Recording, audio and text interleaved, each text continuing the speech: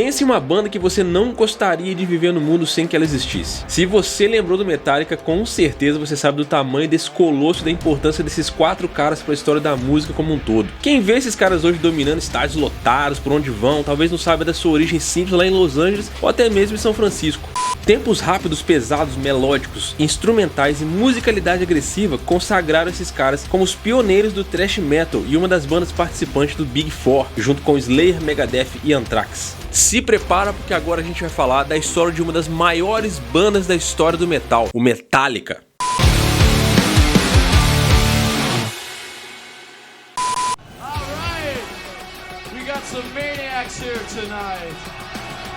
Pra gente contar a história do Metallica, a gente precisa contar onde é que essa história realmente começou. O Metallica foi formado lá em Los Angeles, na Califórnia, no finalzinho de 81, quando o baterista Lars Ulrich colocou um anúncio num jornal de Los Angeles. Quem respondeu o chamado foram os guitarristas James Hetfield e Hugh Tanner. Embora Lars não tivesse formado uma banda ainda, ele perguntou ao fundador da Metal Blade Records, Brian Slagel, se ele podia gravar uma single para a próxima compilação da gravadora chamada Metal Massacre. Slagel aceitou e Ulrich convidou Hetfield para cantar e tocar baixo em 81.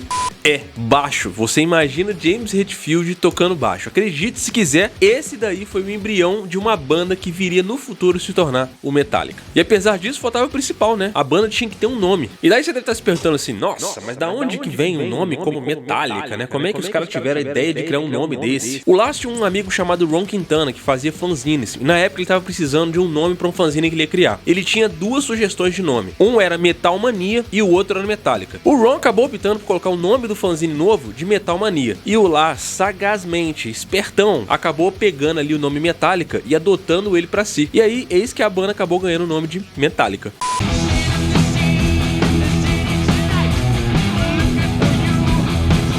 Depois disso, mais um anúncio foi colocado no The Recycler para posição agora de baixista, porque assim o James poderia cantar e tocar guitarra. É muito louco você pensar como é que era para montar uma banda nos anos 80, né? Não tinha essa coisa de mandar um WhatsApp, mandar um direct para alguém e ver o trabalho do cara antes mesmo de conhecer ele, né? Era tudo meio que no escuro, e você mandava ali no anúncio do jornal e aparecia qualquer maluco. E eis que nesse último anúncio que foi colocado no jornal, quem apareceu? Quem? Ele mesmo, Dave Mustaine. E depois que os caras viram ali, né, o bom equipamento que o Dave tinha, porque nos anos 80 tinha essa parada, né? Se você tivesse um bom equipamento, isso era excelente pra você entrar em qualquer banda, mesmo que você não tocasse nada. Não era o caso do Dave, mas depois que os caras viram ali o equipamento bom que ele tinha, os caras falaram, beleza, cara, você tá dentro da banda, bora lá. No início de 82, o Metallica gravou a primeira música, queridinha Hit the Lights, para a compilação da Metal Massacre 1. Então era lançada em 14 de junho de 82 a primeira prensagem do Metal Massacre 1. O Metallica conseguiu fazer algum barulho com Hit the Lights e a banda fez seu primeiro show ao vivo em 14 de março de 82 na Radio City Anaheim, lá na Califórnia, com o então novo baixista Ron McGovern e Dave Mustaine na guitarra solo. Depois disso, o Metallica gravou sua primeira fita demo, intitulada No Life to Letter, um nome inspirado na primeira frase do Hit the Lights. Em 82, o Lars e o James assistiram a um show na casa noturna chamada Whiskey a Go Go. E adivinhe só quem tava tocando lá aquela noite. Um cara diferentão, meio riponga, um tal de Cliff Burton que tocava baixo em uma banda chamada Trauma.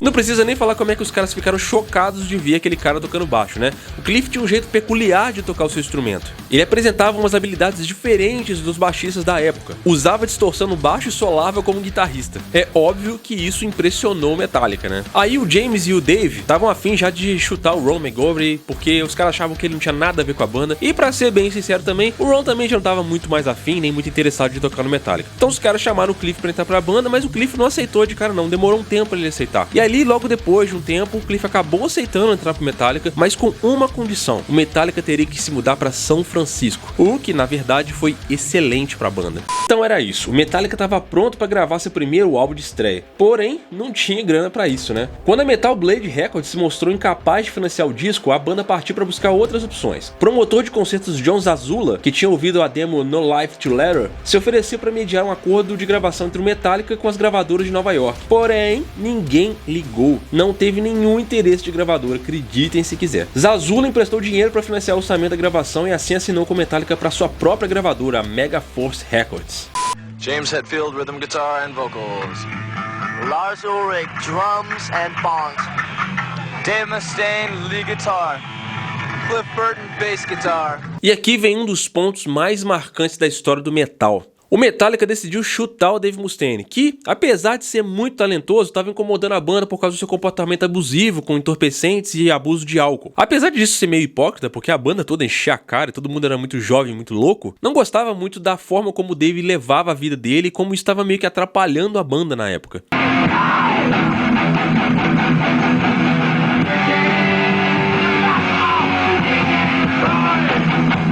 Depois de tomar um goró e ficar muito louco, o Dave ficava meio instável, né? Isso fez com que a banda decidisse expulsar o cara em diversas ocasiões, em diversas vezes ele incomodou a banda. Eis que então o Dave foi cortado sem cerimônia nenhuma pelo James, Lars e Cliff. O fim definitivo chegou no dia 11 de abril de 1983 e veio sem qualquer aviso prévio. Metallica já tinha contratado o Kick como seu novo guitarrista principal. Por volta das 9 da manhã naquele dia, Lars, James e Cliff acordaram Mustaine, que estava sofrendo de uma terrível ressaca, e falaram pra ele que ele tava fora da banda. Aí depois de ser chutado pelo Metallica, né, o Dave ficou pistola da vida, chateadíssimo durante anos e criou uma banda chamada Megadeth. E o resto é história, né? Do you have any idea Of what I put you through. No. What I went through? I mean, people hate me because of you. You know, I walk down the street and I hear some piece of shit say Metallica at me, and they do that to taunt me. I mean, when I would hear Metallica on the radio, I would be like, God, I have to turn this off because I just keep thinking, I fucked up. Bom, então todo o cenário estava pronto aqui para poder formar o primeiro disco do Metallica. O Metallica vinha já de um estilo muito rápido, muito cru, tinha influências ali do punk rock, mas uma mistura meio com heavy metal, e com isso foi criando um estilo próprio, né? Um estilo que era uma porradaria incessante. Foi somado ali com a juventude dos caras na época, também com um pouco de rebeldia, e a expressão daquela agressividade, lógico, surgia nos riffs rápidos e na porradaria que a banda apresentava ao vivo.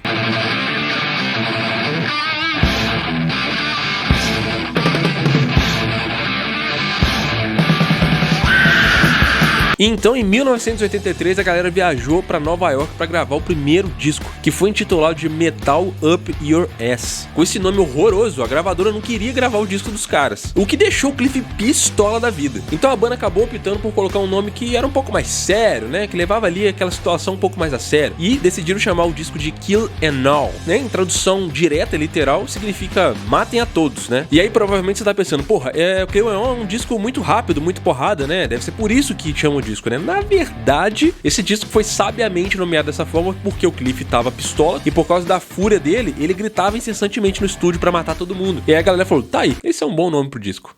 Lançado pela Mega Force Records nos Estados Unidos e Music for Nations na Europa, o álbum chegou ao número 120 da Billboard 200. Uma música chamada The Four Horsemen foi originalmente escrita por Mustaine e nomeada como The Mechanics. Ela foi tocada em muitos shows do Metallica nos primórdios da banda. E cara, por causa dessa questão do Mustaine ter sido chutado da banda e muitas dessas faixas que foram gravadas aí no Kill 'Em All tem a participação do Mustaine, do Dave falar que muitas das músicas que tinham sido gravadas, inclusive solos, eram dele, a ponto de rolar até acusação de plágio, porque teve alguns solos que o Kirk fazia, que o Dave Mustaine falava que já tinha sido feito por ele e que o Kirk apenas tinha entrado em estúdio e gravado por cima. Isso gerou grandes tretas aí de direitos autorais durante muito tempo entre Metallica e Dave Mustaine.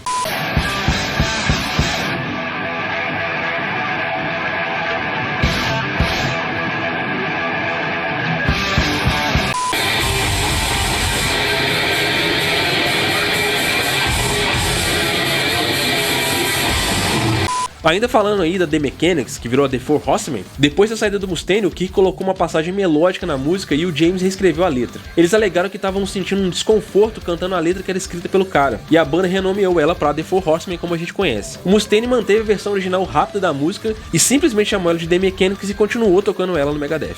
Depois do lançamento do disco, a banda embarcou para uma turnê chamada Kill 'Em All for One, e os caras ganhavam em média $1.250 a cada 2 shows. Começava ali um grande momento pro Metallica. All right! Do you all know Cliff Burton over here?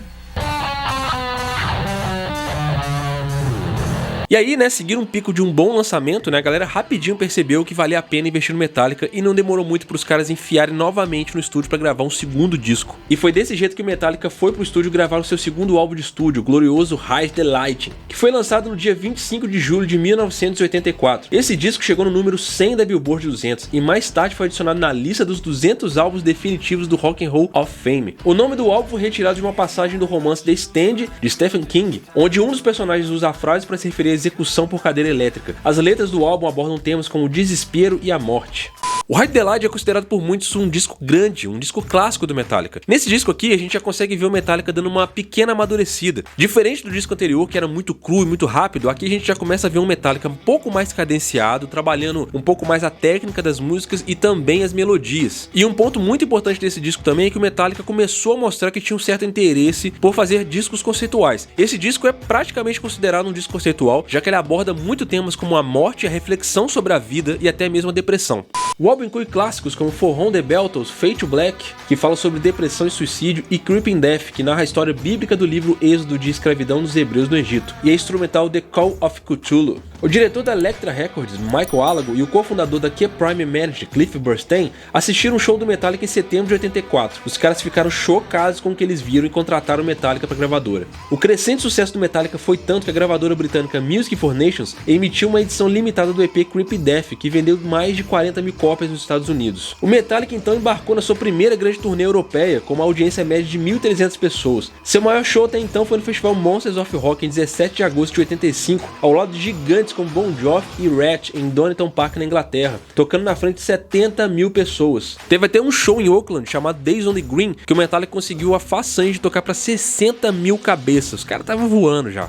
O Metallica ia muito bem, obrigado. Nesse nível aqui, o Metallica já estava alcançando um nível de celebridade e os caras sequer tinham ajuda da mídia. Pra vocês terem ideia, até aqui, o Metallica nem clipe tinha. Os caras estavam caminhando pro terceiro álbum e ninguém nem falava da ideia possível de gravar um clipe.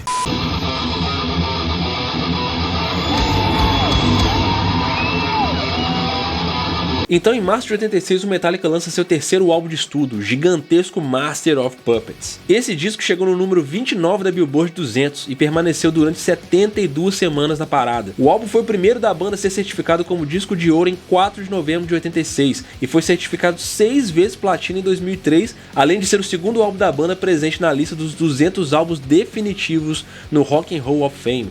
Esse disco é uma verdadeira obra-prima e foi considerado um dos melhores discos de metal da história. Aqui os caras estavam definitivamente muito inspirados. É como se nesse disco os caras tivessem conseguido sintetizar tudo que foi feito entre Kill 'Em All e Ride the Lightning e alcançado um status totalmente diferente. As faixas aqui estão muito mais amadurecidas. Os caras conseguiram criar faixas bem técnicas, bem melodiosas e conseguiram controlar muito bem a cadência das faixas, né? Algumas muito rápidas, algumas mais lentas, mas numa média excelente pro disco inteiro. O disco todo é um resumo muito grande de melodia, técnica, peso e velocidade, mostrando que a banda finalmente tinha encontrado um formato definitivo para seu estilo e definitivamente marcando o Metallica como uma banda gigante no cenário do metal internacional.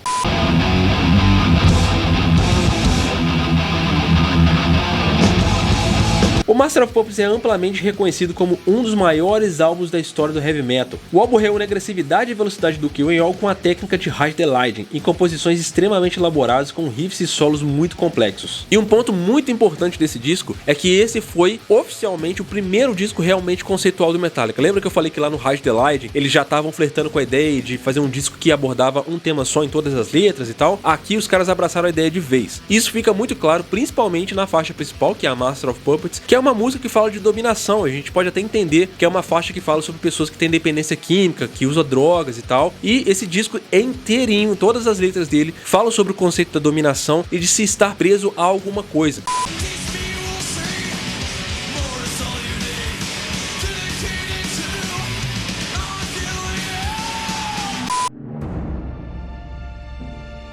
Mas infelizmente nem tudo é alegria. Mesmo com o sucesso gigantesco de Master of Puppets e com tudo que a banda estava alcançando, aqui vem uma das páginas mais tristes e mais perversas da história do metal.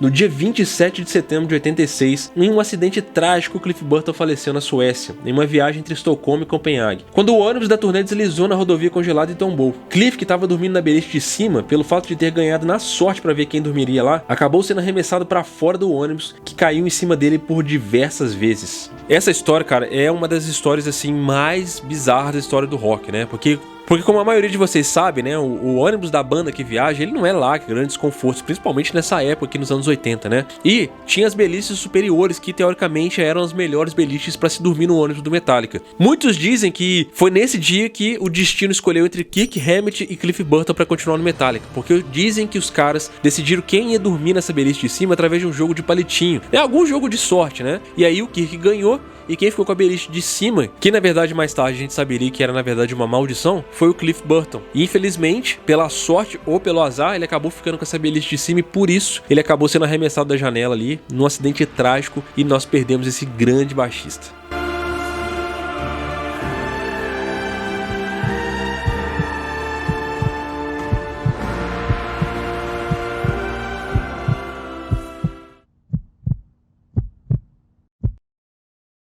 E por isso, né, logo depois o destino do Metallica ficou meio certo, porque além do cara ser um grande amigo dos caras, ele era um puta de um baixista e um grande compositor. Continuar dali pra frente não ia ser fácil. Depois de refletir muito sobre a morte do amigo, os 3 membros remanescentes decidiram continuar o trabalho, e com o apoio da própria família de Cliff. Eles começaram a buscar por um substituto. Para substituir o Cliff Burton, o convite foi feito por Jason Newsted, que era na verdade um grande fã do Metallica. Ele assumiu o Metallica em 27 de outubro de 1986, 3 semanas depois do funeral do Cliff Burton. E com isso, eles conseguiram terminar a turnê do Master of Puppets. These are Mr. Jason Newsted, so make him welcome, will ya? Hey! Em julho de 87, os caras gravaram The Garage Days Revisited para testar um novo estúdio que eles estavam construindo e para mostrar para o mundo o talento de Jason Newsted. Então um grande desafio chegou na mão do Metallica. Como eles fariam para poder seguir em frente depois de um disco tão bem sucedido como foi o Master of Puppets, que foi considerado uma obra-prima, ou pelo menos lançar alguma coisa que desse continuidade para aquele trabalho que era excelente e agora sem o grande baixista e amigo que era o Cliff Burton, que também era um grande compositor. Foi daí que veio o And Justice for All. O And Justice for All foi lançado em 88, foi o primeiro álbum de estúdio depois da morte de Cliff Burton. Esse disco teve um grande sucesso comercial, atingindo a 6ª posição da Billboard 200. Esse foi o primeiro álbum da banda que ficou entre os 10 primeiros. Esse é um disco, cara, ainda mais técnico que o anterior. Alguns dizem que é até técnico demais. É um disco mais progressivo, com faixas maiores, mas que conseguiu manter o mesmo peso e a mesma melodia dos discos anteriores. Faixas como Blackened One e Harvest of Sorrow são grandes hinos até hoje e, cara, esse disco conseguiu fazer com que o Metallica novamente repetisse a façanha de agradar todo mundo e fazer com que novos shows gigantescos começassem a rolar. E uma curiosidade peculiar desse disco são os graves, cara. Muitos dizem que o Jason foi sabotado. Não sei se porque era uma angústia de ter perdido o Cliff Burton, ou se os caras tinham realmente uma implicância que inclusive é contestado até hoje com o cara, né? Mas esse disco não tem grave, cara. É impossível escutar os baixos da gravação do Injustice for All. Tanto é que se você for agora aí procurar no YouTube, você vai encontrar um disco que se chama Injustice for Jason, que é a remasterização desse disco com o baixo todo regravado e colocado com justiça como deveria ter sido na gravação original dessa época.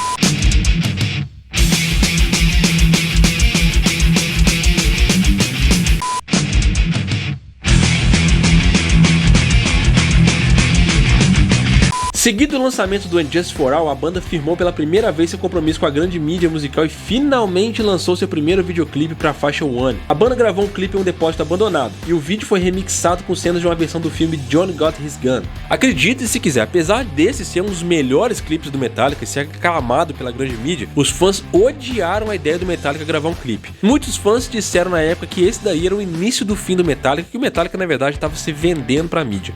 Pra vocês terem ideia como é que os caras estavam tão grandes nessa época já, ao invés de organizar um acordo de licença para apresentar cenas do filme no clipe, a banda tinha tanto dinheiro que simplesmente comprou os direitos da obra. O vídeo foi enviado à MTV com a versão alternativa que apresentava somente com a banda tocando, caso a emissora não aceitasse a versão original, já que o filme era realmente muito pesado. Apesar da sua duração longa e o filme ter cenas muito fortes, a MTV acabou aceitando o vídeo e ambas as versões passaram a ser apresentadas. One é até hoje um grande clássico, uma das melhores músicas do Metallica.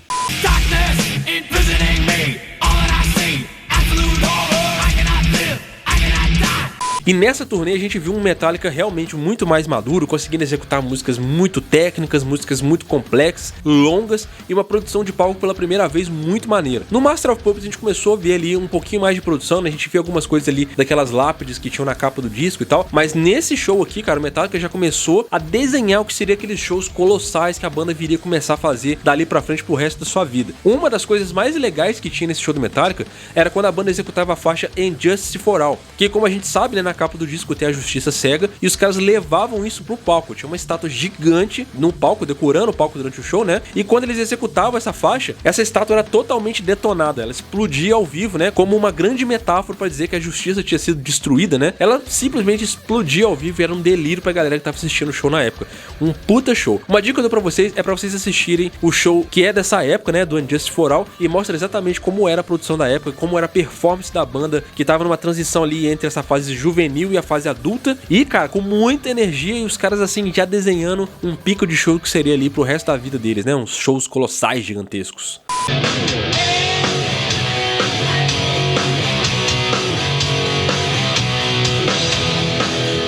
Eis que então temos um grande divisor de águas, não só na história do Metallica, mas também na história da música no mundo. Falar do Black Album dentro de um contexto desse vídeo aqui, confesso que é até pouco. Aqui temos uma mudança significativa no som do Metallica. Saiu o thrash metal dos discos anteriores e agora entra um som mais focado no heavy metal, que é mais lento, mais descomplicado, bem mais simples, voltado para um público que vai muito além do nicho do thrash, né? Com a ideia de romper ali com a bolha que eles já tinham.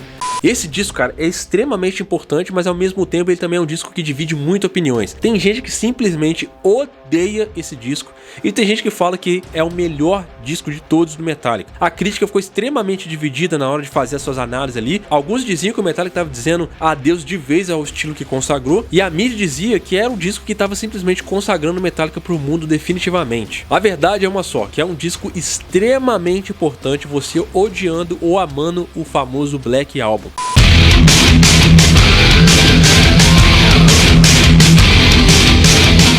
Esse disco ganhou o Grammy de melhor álbum de metal em 92 e está na posição 255 da lista de 500 maiores álbuns de todos os tempos da Rolling Stone. E na posição 25 da lista 100 de maiores álbuns de metal da revista. Foi o primeiro álbum da banda a estrear no número 1 da Billboard, vendendo mais de 600 mil cópias na primeira semana de lançamento. Além disso, ganhou disco de platina nos Estados Unidos, o que significa 1 milhão de cópias em apenas 2 semanas, e passou incríveis 4 semanas consecutivas no topo da Billboard e 488 semanas no Billboard 200. É o terceiro disco a permanecer por mais tempo nas paradas dos Estados Unidos, atrás apenas de Dark Side of the Moon do Pink Floyd e Tapestry de Carole King.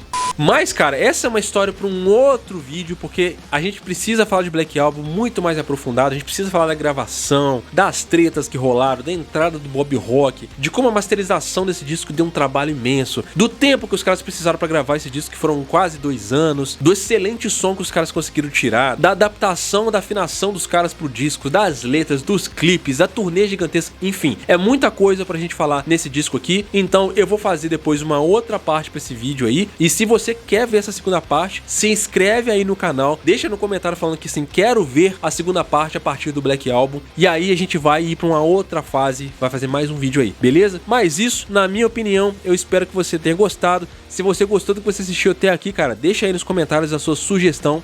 Até a próxima, valeu!